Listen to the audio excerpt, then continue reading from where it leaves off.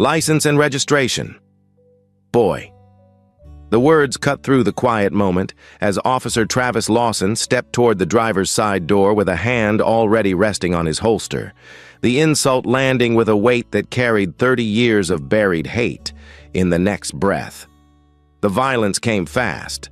The first shot tore into Cameron Jackson's shoulder as he bent to retrieve the military phone Lawson had tossed to the pavement. The second shot drove through his thigh as the cuffs clicked shut, dropping him to one knee in sharp, humiliating pain that stole the air from his lungs and blurred his vision. In that instant, even Lawson did not understand that these two reckless bullets would end his career, stain his family name, and open the darkest wound Oakwood had spent decades hiding. His life, his future, and his freedom collapsed the moment he pulled the trigger, though he had no sense of it yet. Standing above a wounded man he believed had no power to fight back. Before we continue this story, let me know where you are watching from, subscribe to the channel, and give me a like so more people can follow this journey. At 7:47 p.m., Major Cameron Jackson pulled into the Walgreens parking lot to pick up the medication his grandmother needed for the night. The kind she could not sleep without. The kind he always brought the moment she asked. His return to Oakwood still felt unreal, as though he had stepped back into a house filled with memories he had tried so hard to outrun. He carried the weight of long deployments, the medals no one could see, and the post-traumatic stress disorder he tried to hide from his daughter. All he wanted tonight was to finish the errand, drive back to his grandmother's house, and sit with her until she fell asleep. But Lawson had followed him for 3 blocks, watching the broken headlight, imagining a threat where there was none, convincing himself that the man behind the wheel could not possibly belong in his town. Cameron kept his hands visible the moment the patrol lights flashed. His voice stayed calm. "I am Major Cameron Jackson, United States Army." Lawson ignored the words. The badge on his chest did not mean order to him. It meant power. He reached through the open window, grabbed Cameron's military phone, and tossed it onto the pavement with a mocking smirk. Cameron leaned forward, careful and slow, every movement measured. His ribs tightened as the shots exploded, the sound echoing through the quiet lot with a force that stunned even him. He felt the heat of the bullet in his shoulder first, then the crushing burn in his thigh, the cold metal cuffs already locked around his wrists. Blood spread across his old Prairie View agricultural and mechanical shirt, the shirt his father had worn before him, the shirt he kept for days like this, days when he needed to feel anchored to something stronger than pain. On the ground beside him, the military phone vibrated once, silent, hidden, activating a classified protocol no civilian in Oakwood had ever heard of. Protocol Phoenix. A chain of alerts spread across encrypted networks, lighting up servers and sensors across 3 states. Within seconds, a red indicator flashed inside the Pentagon Watch Center. Lieutenant Colonel Sarah Ramirez leaned forward, eyes narrowing as Cameron's vitals, location, and the first seconds of grainy body footage streamed across her screen. She shouted into the intercom with a steady voice sharpened by urgency. "Officer down, domestic, Major Cameron Jackson." Her words moved with precision through the room. Generals stood, analysts pushed away their chairs. A map of East Texas expanded across the wall with Cameron's fading heartbeat pulsing in the corner. Within minutes, someone placed a secure call to the one person who had the authority to launch the response Oakwood had never imagined. General Michelle Grant listened without speaking. She had seen war, loss, and every shade of injustice.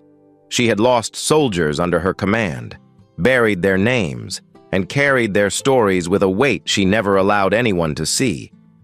But the moment she heard Cameron's name, she knew this would be different. The voice on the line described 2 shots, one man bleeding, a local officer holding the weapon, a system that had failed before anyone could intervene. Michelle Grant ended the call with 5 words that moved like a hammer through the operations floor. Wheels up. We leave now. She knew what Oakwood had done. She knew what it had hidden. And she knew that tonight, the truth would not stay buried. On Main Street. Lawson stood over Cameron with a face full of contempt, unaware that the world was already turning against him. He muttered under his breath, pacing, shaking, half proud and half frightened by what he had done. He believed the town would protect him. He believed the badge would shield him. He believed no one important would ever care. But there are moments in life when arrogance blinds a man so completely that he steps willingly into the destruction he has created for himself. This was that moment for Lawson. Every decision he had made in the past 10 minutes would follow him for the rest of his life. 9 minutes after the shots. The first military alert reached Regional Command. 4 minutes later. The flight deck at Fort Cavazos cleared for departure. Pilots sprinted to their helicopters as crew chiefs locked down gear, sealed doors, and ran final checks. Soldiers fastened harnesses and spoke in quick, clipped sentences. Every second mattered because Cameron's heart rate was slipping. The flight manifest loaded. The rotors began to spin. Dust rose from the tarmac.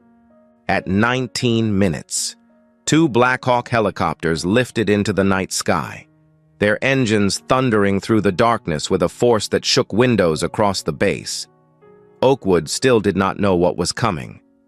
Cameron lay bleeding against the curb, his breaths uneven, his vision dimming. Yet even as pain pressed through him, he felt the faint vibration of the phone again, a pulse he recognized, a signal he had trained to understand. Help was coming, real help. Help that did not depend on local politics or whispered promises. Help that answered to a higher oath. By the time the Blackhawks reached the tree line outside town, Cameron was drifting in and out of consciousness. But he would remember the sound. The deep, rising thunder of rotor blades cutting through the Texas night. A sound Lawson would never forget. A sound that marked the beginning of the end for every corrupt man who had controlled Oakwood for 3 decades. Ronnie Brooks had always believed the past could be buried. He believed that memory faded, that truth lost its voice, that a frightened 14-year-old boy would grow into a man who no longer remembered the way his father's body fell to the pavement in 1994. But memory lives in the places where pain was born. And on this night, as 2 Black Hawk helicopters screamed toward Oakwood, the ghosts of that year rose with a force he could no longer control. Cameron Jackson had been only a child then, standing beside Marcus Jackson during a stop that never should have happened, listening to Ronnie bark orders designed to provoke fear, watching his father keep his hands raised, steady and calm. Marcus had spoken a simple sentence. "My son is here. Please be careful." Ronnie answered with a bullet. The county ruled it justified in 48 hours. Cameron carried that image into adulthood like a wound that never healed, shaping the man he became, the soldier he trained to be, and the nightmares that followed him into every deployment. He learned to track insurgents through mountains, to interrogate men who lied for a living, to read silence as clearly as sound. Yet he could not escape the memory of his father's hand slipping from his own as the life drained out of him on a Texas road. That single moment carved a hollow in him that no medal, promotion, or battlefield victory could ever fill. In the present, as the Blackhawks descended through the night, the sound vibrated through the bones of everyone on Main Street. Dust lifted from the pavement. People stepped back, shielding their eyes as the rotor wash spread across the storefronts. Cameron lay strapped to a stretcher beside the ambulance, drifting between consciousness and darkness. His mind caught somewhere between the memory of 1994 and the pain of this new wound. His breathing was shallow, his hands were cold, yet he forced his eyes open when he heard the engines roar overhead. He knew that sound. He had trained inside aircraft like these.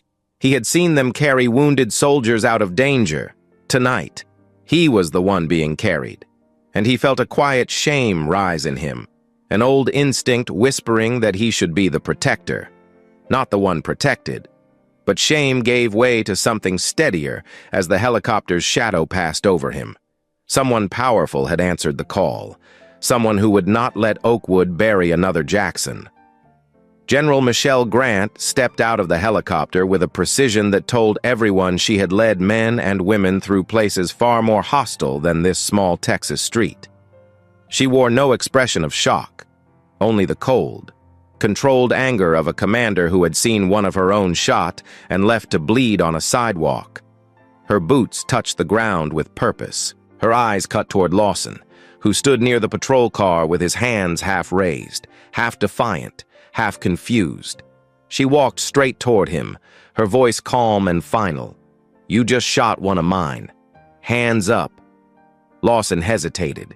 He did not fully understand who she was. He understood only that someone he had never seen before, a black woman in full general uniform, was speaking to him as though his badge meant nothing. Panic flickered behind his eyes. His feet shifted. Then he made the mistake that sealed his fate. He ran. The operators moved before anyone else could react. A military working dog sprinted past them, closing the distance with ruthless speed. Lawson made it only 20 yards before the dog took him down in the dirt, locking onto his arm with a force that ripped the last illusion of power from him. He screamed. The sound rose and then broke into short, ragged breaths as the operators secured him, rolled him onto his stomach, and placed him in restraints far stronger than any he had placed on Cameron. Michelle Grant watched without blinking. She saw the man who had believed himself untouchable. She saw the stain of arrogance on him, and she saw the truth she had known the moment she received the call. Oakwood had become a place where the uniform she served meant less than a simple lie told by a corrupt officer. Nearby, Cameron struggled to remain awake long enough to understand what was happening. His consciousness blurred between memory and reality. He saw the helicopter lights, bright and sharp. He heard footsteps approaching. He felt the sting of antiseptic on his skin as medics checked his wounds. He tried to lift his hand. It felt heavy. He tried to speak. The words broke into a whisper. "Is my grandmother safe?" A medic leaned close, steadying the oxygen mask against his face. "We will take care of her. You hold tight." Cameron closed his eyes again, letting the voice wrap around him like a promise. In the crowd, people recorded everything with shaking hands. Some whispered in disbelief. Others hid tears. Margaret Thompson stood on her porch across the street, her phone still raised, her voice trembling as she narrated for the millions who would soon watch. "They shot that man for nothing, and now the army is here. I never thought I would see something like this." She did not flinch as the wind from the helicopter pushed against her clothes. She kept filming because she knew, deep in her bones, that truth was fragile unless captured. She had lived through years when justice belonged only to those who could afford it. She would not let this moment vanish. Meanwhile, miles away, Ronnie Brooks received the first frantic call that something had gone wrong. Lawson had fired. Cameron was down. Helicopters were landing on Main Street. Ronnie froze in his office, the memories of 1994 pushing against him with brutal clarity. He had silenced Marcus Jackson. He had silenced 2 other men who threatened his operation. He had silenced evidence, complaints, and whispered questions for 30 years. But he could not silence a military response. He could not silence a protocol he had never heard of. And he could not silence a general who stood on his street with a face carved from iron. For the first time in decades, fear took root in him. He understood that the past he thought he had buried was coming back with force.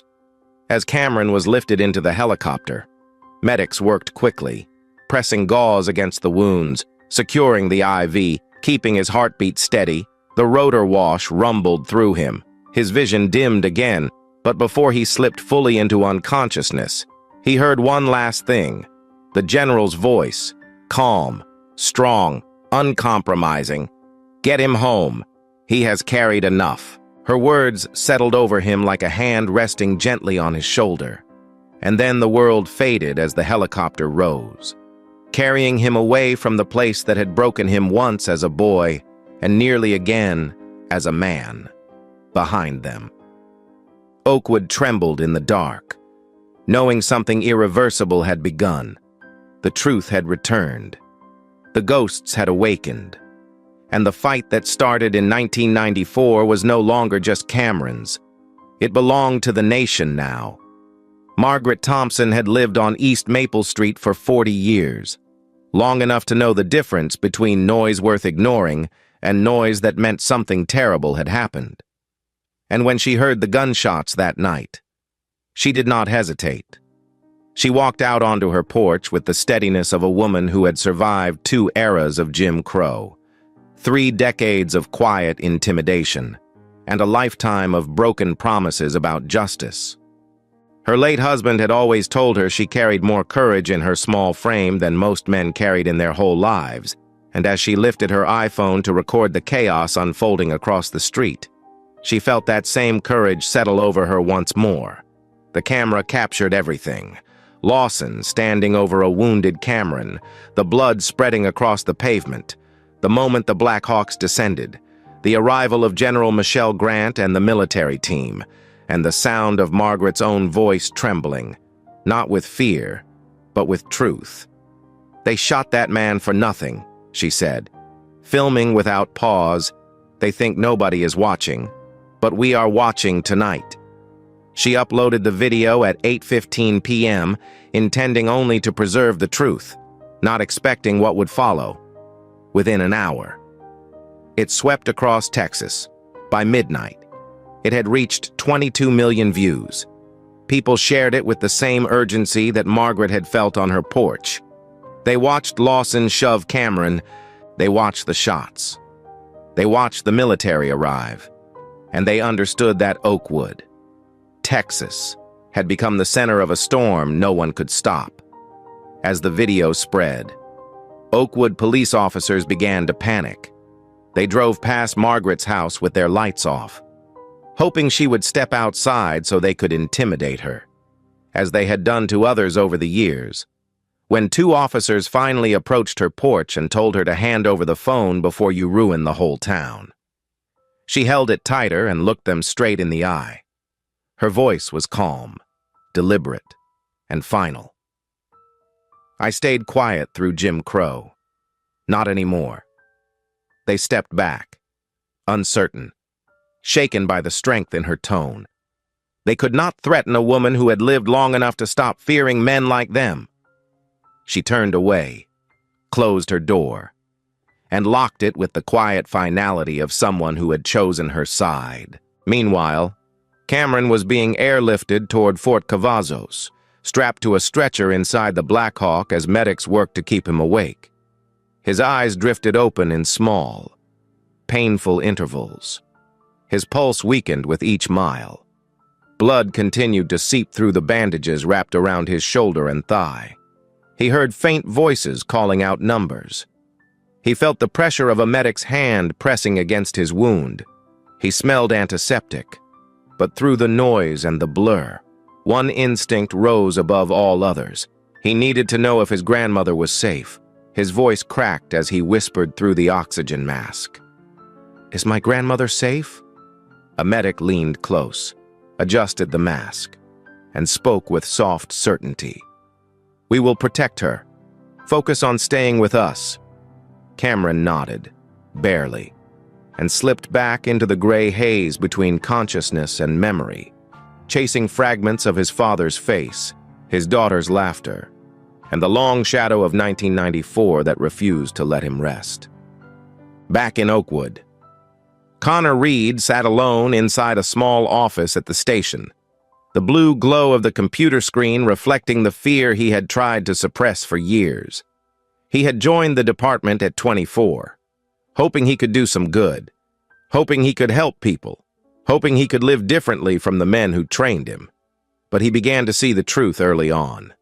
Evidence disappearing, Money exchanged under tables, patrol logs altered, complaints shredded before sunrise. Ronnie Brooks at the center of all of it, smiling with the confidence of a man who believed no one would ever question him. Connor had said nothing at first. Then little things began to bother him more deeply. A teenager beaten for no reason. A woman arrested for asking questions. A man who vanished after being taken into custody. Connor told himself he would look away only once. But once turned into twice. Twice turned into silence. Silence grew into guilt. And guilt became unbearable the night Cameron was shot. He knew, as he stared at the glowing folders on the department server, that this was his last chance to do what was right. He inserted a flash drive, clicked through encrypted files that Brooks believed only he could access, and copied everything without hesitation. Audio logs, body camera archives, drug ledger spreadsheets, transfer orders that made no sense, internal memos signed with initials instead of names. He found one document that chilled him to the bone. 800 kilograms of cocaine reported lost from evidence lockers every year for 17 years. All accounted for in a private ledger kept in a folder labeled with a harmless title, Christmas Donations. He leaned back in the chair, the breath leaving his chest in a slow, heavy exhale. He had known there was corruption. He had never imagined this scale. He removed the flash drive, slipped it into his jacket pocket, and understood that he had crossed a line from which there was no return. As the night deepened, Margaret's video continued to spread. National outlets replayed the footage, analyzing each frame. Religious leaders spoke about it in emergency live streams. Soldiers posted messages of support for Cameron. Parents told their children they were watching history happen, for the first time in Oakwood's long, troubled past. Truth traveled faster than intimidation. Lies crumbled in the face of 22 million witnesses who saw the moment a Black Army major, home to care for his grandmother, was shot despite raising his hands, despite identifying himself, despite doing everything the officer demanded. Cameron regained consciousness for a moment as the helicopter approached Fort Cavazos. He felt the weight of the neck brace. He saw bright lights above him. His fingers twitched. He heard someone say, "We are landing!" He wanted to speak. He wanted to ask again about his grandmother. But the words did not come. Instead, an overwhelming exhaustion settled through him. An exhaustion built from years of serving a country that had always asked more of him than it ever returned. He let his eyes close, trusting that the people in this aircraft would carry him the rest of the way. In Oakwood. Connor stepped out of the station with the flash drive in his pocket, knowing the moment he crossed the parking lot. He was no longer an officer of the department he had joined. He was a witness, a whistleblower, a man who had chosen truth over survival. Margaret stood inside her house, watching her video rise across the world. Lawson sat in restraints, bleeding from the dog bite on his arm, shaking with the first waves of fear he had ever felt in his professional life. And Ronnie Brooks stood alone in his office, staring at the phone on his desk, listening to the quiet, waiting for news he already knew would destroy him. Cameron Jackson should not have been on his feet, yet at 3 a.m, wrapped in gauze, stitched at the shoulder, and limping from the wound in his thigh. He moved through the shadows beside Officer Connor Reed with the silent determination of a man who refused to let the past remain buried any longer. He had been released under military supervision for only a few hours, his body still aching from the helicopter flight and emergency treatment. But his mind burned with one goal: to find the truth about his father. Connor led him toward the old evidence warehouse at the edge of Oakwood, a place that had been locked for decades, a place everyone avoided, a place where the town claimed nothing important remained. Connor carried a crowbar in his hands, his voice low and tense as he whispered, "If Brooks kept anything, he kept it here." Cameron nodded with slow, steady resolve. He had lived his entire adult life with an unspoken question pressed against his ribs. Tonight, he would learn the answer. The door opened with a groan that sounded like a cry from the past. The air inside was cold, stale, thick with dust and the weight of forgotten crimes. Shelves lined the walls, covered in boxes labeled with numbers no longer used by any active system. Evidence tags hung loose. Bags had yellowed. Files had curled. Cameron moved through the rows with careful steps, his breath controlled, his eyes sharp despite the pain that pressed against him. A faint memory tugged at him. The smell of this place, the silence, the echo of boots. He had been here once as a boy, dragged by his mother to demand answers about the night his father died. They told her the case file had been misplaced. They told her there was nothing to see. They told her to leave and not return. He remembered her tears when she returned to the car, her face in her hands, the tremor in her voice as she said she was sorry. He had carried that memory like a scar. Connor stopped near a concrete slab at the back of the warehouse. It was out of place, too clean, too smooth, poured recently compared to the rest of the building. He crouched beside it and whispered. This was poured in '94. No construction orders, no documentation, just this slab. Cameron felt the air thicken. His heartbeat slowed. He knelt beside the slab, touching the cold surface with trembling fingers. He did not need a name. He did not need a clue. He felt it in his bones. His father was here. Connor lifted the crowbar and wedged it beneath the edge. The concrete cracked, groaned, and began to crumble in jagged pieces. Cameron braced himself as the first opening revealed a dark, shallow pit beneath the floor. Connor shined the flashlight into the space. Bones. Fabric remnants. A rusted belt buckle Cameron recognized from an old photograph. For a long moment, neither man breathed. The truth had been buried under concrete for 30 years. Cameron reached into the pit with shaking hands, lifting a small metal tag still attached to the belt. His father's initials were engraved on the back. His eyes closed slowly, as though his body had finally recognized the moment it had been moving toward for decades. He whispered with a voice stripped of strength. I knew he didn't run. I knew he didn't fight. He never would have left me. The silence was heavy and sacred. Connor's throat tightened. He had feared the truth, but not like this. Not with a man kneeling beside the bones of his father, still wearing hospital bandages, still bleeding through his shirt. Outside, headlights swept across the warehouse wall. Connor stiffened. Cameron looked up sharply. The engine revved. A door slammed. Heavy footsteps pounded toward the entrance. Connor whispered, "It's Brooks." The name struck like a warning shot. Cameron rose slowly, his hand gripping the edge of a shelf for balance. He was still half-healed, half-dizzy, half-broken. But he was ready. Ronnie Brooks stepped inside with a pistol raised, his face twisted with rage and fear. "You should have stayed out of this," he growled, pointing the gun at the man he had tried to break as a child. Cameron stood tall despite the pain, his voice steady. "You murdered my father." Brooks did not deny it. He only lifted the gun higher. The first shot came fast. Cameron felt the impact slam into his side, sending him back against the shelves. Connor fired in return, his bullet striking Brooks in the leg. Brooks collapsed to the floor with a scream that echoed through the concrete. Papers flew. Blood streaked the dust. Cameron pulled himself upright, gripping his abdomen, refusing to fall. Brooks cursed through clenched teeth, shouting accusations, threats, lies. But his voice no longer mattered. The truth lay exposed at their feet. The silence after the struggle felt deeper than any shout.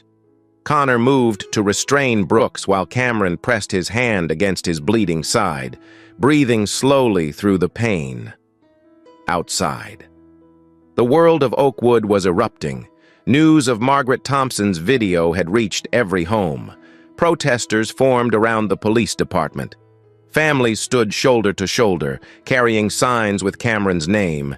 Anger swelled into confrontation. Officers in riot gear pushed forward. The crowd pushed back. Something broke. A bottle shattered. A baton swung. Someone screamed. Then, the sound no town expects to hear from its own police. Live rounds fired into a crowd. Panic tore through the streets. 4 people fell. Their bodies hit the pavement in a moment that marked the darkest hour in Oakwood's history. Word spread instantly. Images flooded social media. People watched in disbelief as a small Texas town descended into violence. The mayor issued a rushed statement claiming control. The district attorney insisted the force was justified, but none of it mattered. The world had seen what Oakwood had become.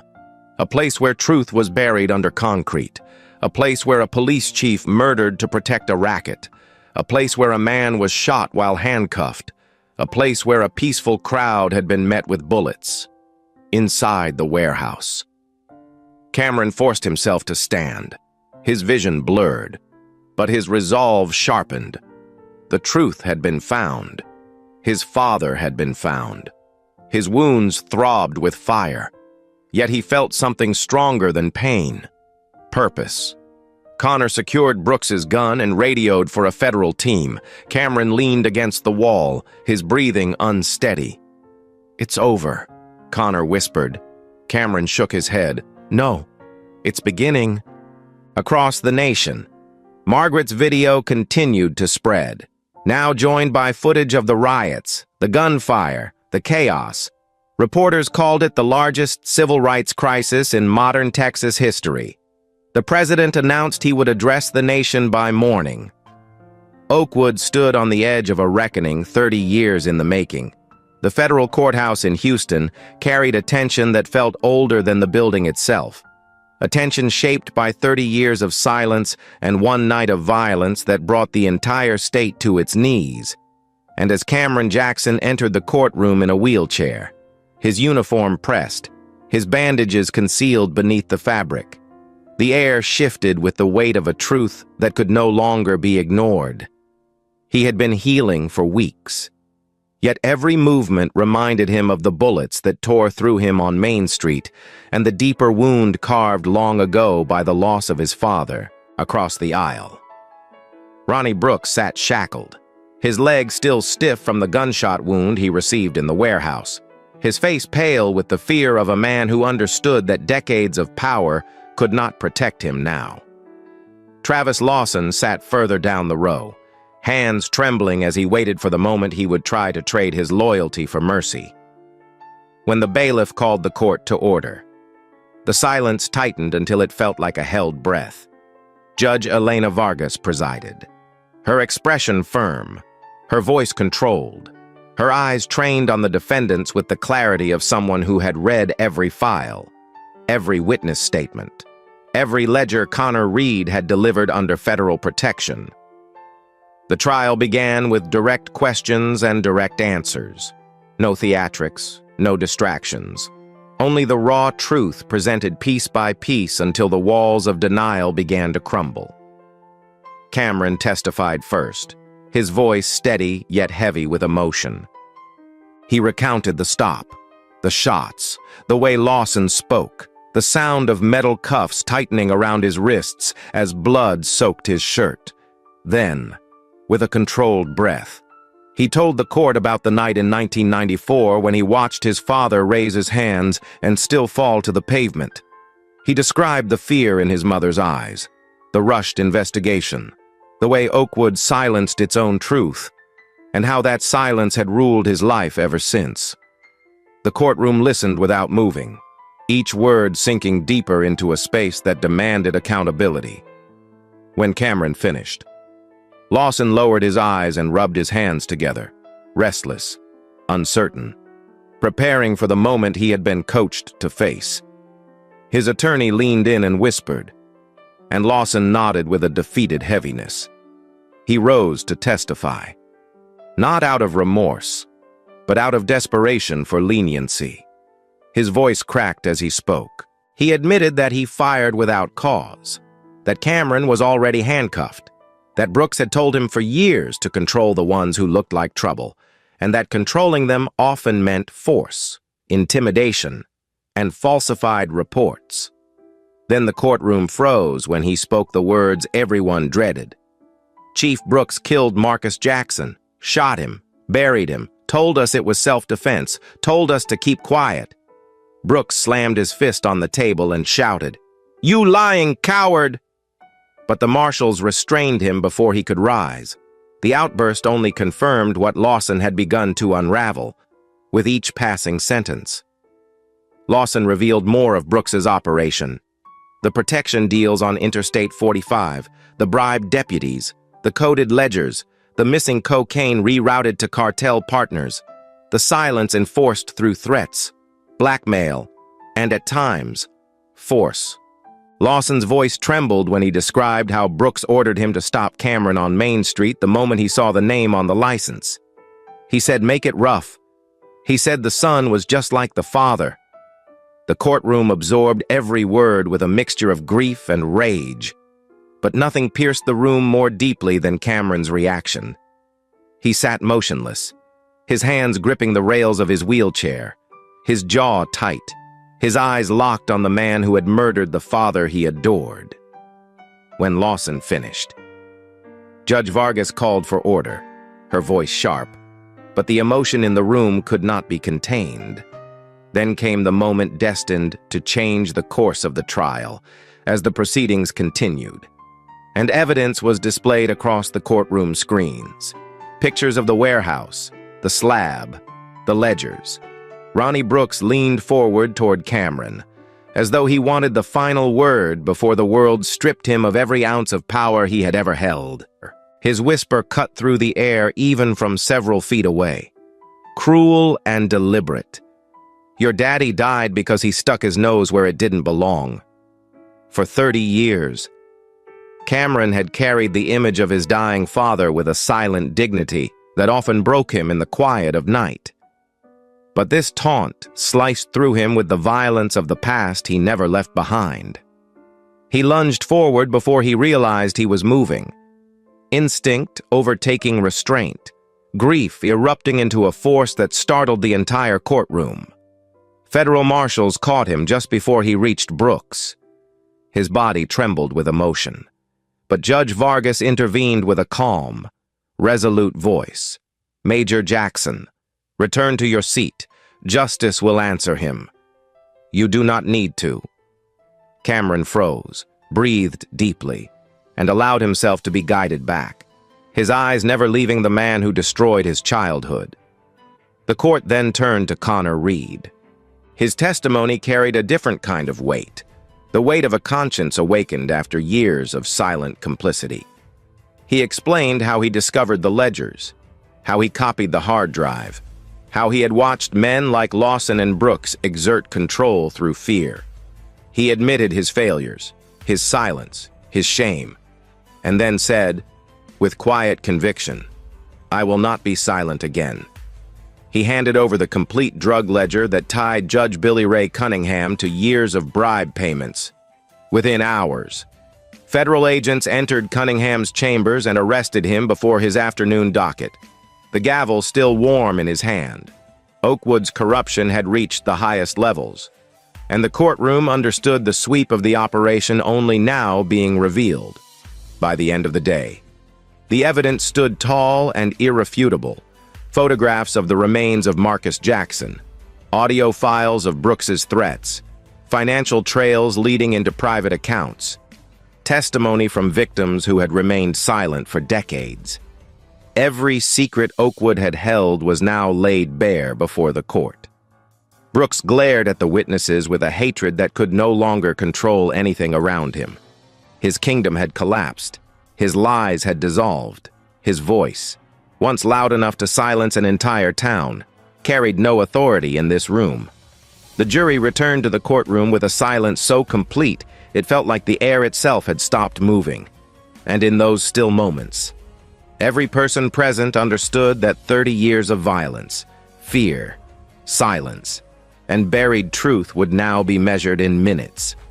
Judge Elena Vargas looked over her glasses, her expression composed, her voice steady. Yet even she sensed the gravity of what was about to unfold. Cameron Jackson sat in his wheelchair beside the federal prosecutors. The pain in his body held firmly behind a quiet strength. He had waited a lifetime for this moment, not for vengeance, but for truth that no one could bury again. Ronnie Brooks stared forward with hollow eyes, understanding that his empire had collapsed. Travis Lawson shifted in his seat with the trembling anxiety of a man who knew his plea deal had bought him nothing more than the faintest hope of survival. When Judge Vargas asked if the jury had reached a verdict, the foreperson rose and spoke 4 words that carried the weight of an entire state. "We have." Your Honor. What followed unfolded with a swift clarity that cut through 3 decades of corruption. The foreperson read the first verdict. On the charge of attempted murder in the 1st degree, we find the defendant, Travis Lawson, guilty. Lawson closed his eyes as the courtroom murmured, the word guilty echoing through him like a sentence he had known deep down from the moment he fired his weapon.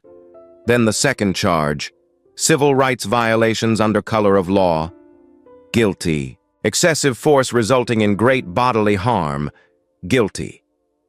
The list continued, each count marking a life forever changed. Each word stripping away the uniform Lawson once believed protected him. When the final charge was read, Lawson sagged back in his chair, his career, his freedom, and his identity erased in less time than it took him to pull the trigger. Then came the verdict everyone awaited with a tension that nearly shook the room. On the charge of 1st-degree murder of Marcus Jackson, we find the defendant, Ronnie Brooks, guilty. The words struck like a bell. Cameron inhaled sharply. A breath held for 30 years finally released. The foreperson continued, racketeering, guilty. Conspiracy, guilty. Tampering with evidence, guilty. Drug distribution, guilty.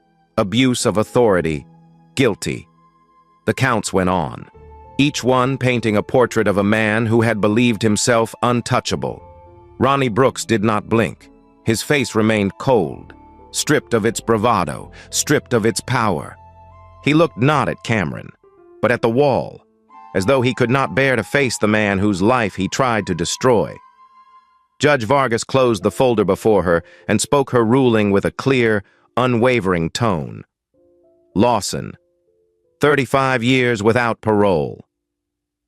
Brooks, life without parole, to be served in federal prison, without privilege or protective custody. The room remained silent, absorbing the truth that justice had finally spoken. Yet the consequences of that verdict extended far beyond the courthouse. When Lawson entered Huntsville prison, he carried with him a reputation that no man inside could overlook. A former Marine, a former officer who shot a Black Army major while handcuffed. Within days, tension brewed around him. Within weeks, it erupted. 19 stab wounds, a fight in the shower block, a permanent paralysis that left him confined to a bed for the rest of his life. He survived. But the man who once strutted through Oakwood as if he owned its streets now lay helpless, unable to move without assistance, unable to speak without fear, living with the consequences of his own cruelty. Ronnie Brooks fared no better. 9 days after his sentencing, guards found him in his solitary cell, the thin bedsheet twisted into a rope, the final act of a man who chose escape over accountability. His note, angered, bitter, delusional, contained only one line. I protected this town. Now the town killed me. The nation read it with disbelief. Oakwood read it with a mixture of relief and sorrow, knowing that justice for Marcus Jackson had come, but the pain he caused would not vanish overnight. Within weeks, the Department of Justice took direct control of the Oakwood Police Department. Audits revealed missing evidence dating back 25 years. falsified arrest records, bribes disguised as donations, and a network of officers who enforced a hierarchy built on fear and silence. One by one, those involved were suspended, investigated, charged, or dismissed. Some cooperated with federal authorities, some fled. Others resigned quietly, hoping to avoid the spotlight. But no one escaped the reality that the department they once believed unbreakable had dissolved in the wake of one man's survival and one town's long-buried truth. The state of Texas, under national pressure, ordered a full disbandment of the Oakwood Police Department. Every badge surrendered, every vehicle impounded, every office cleared, every complaint reopened. Federal oversight replaced local control, with new officers recruited from across the state, each vetted through a rigorous process designed to prevent corruption from taking root again. For the first time in the town's history, Oakwood would rebuild its law enforcement foundation from the ground up, without the weight of men like Brooks or the shadows of their crimes. Meanwhile, Cameron continued his recovery in a military medical center, surrounded by surgeons, therapists, and commanders who understood not only the wounds on his body, but the wounds carried in his mind. His nights were marked by memories of gunfire, of dust rising in Iraq, of the concrete slab where his father lay, of the sound of the cuffs clicking around his wrists while he bled on the ground. But as the weeks passed, he also found something he had not felt in years, a lightness in his chest, a sense that the truth had finally risen, that the man who stole his father's life could no longer haunt him. He watched the trial recordings. He read the verdict. He listened to the letters of support sent by soldiers, veterans, families, and strangers across the country who saw in him a symbol of resilience and justice. Connor Reed, under federal protection, testified before a statewide commission. His words changed the course of Texas policing policy, prompting new laws regarding evidence handling, officer oversight, and whistleblower protections. He lived with the knowledge that he had waited too long to act, but he also carried the certainty that he finally stood on the right side of truth. 1 year later, the morning sun rose over Oakwood with a gentleness the town had not felt in decades, and as Cameron Jackson stepped out of the black SUV at Eastview Cemetery, now walking without assistance, though still carrying the faint stiffness of old wounds, he felt the weight of everything that had happened settle into a quiet place within him. The wind moved softly across the grass as he approached his father's headstone, a simple marker that had waited 30 years for the truth to be spoken aloud. He carried his bronze star in his hand, the medal he had earned in a distant war. The medal he had once believed he did not deserve because he could not save the one man whose life mattered most. Yet today he understood that honoring his father meant carrying forward the strength the man had given him, not the guilt that had haunted him. He knelt, placed the medal on the cool stone, and whispered, "I came home, Dad." The words came from a place deep within him, a place shaped by trauma, sacrifice, survival, and the long road toward justice. His voice trembled, but only with gratitude. In the year since the verdicts, Oakwood had transformed in ways no one had imagined possible. A federal transition team had overseen the complete reconstruction of the police department, replacing every officer who had served under Ronnie Brooks. For the first time in the town's 148-year history, Oakwood elected a black police chief, a woman named Clarissa Hodge, whose leadership brought calm and transparency to a community once fractured by fear. Public meetings were open and crowded. Citizens asked questions without being silenced. Children walked to school without avoiding certain streets.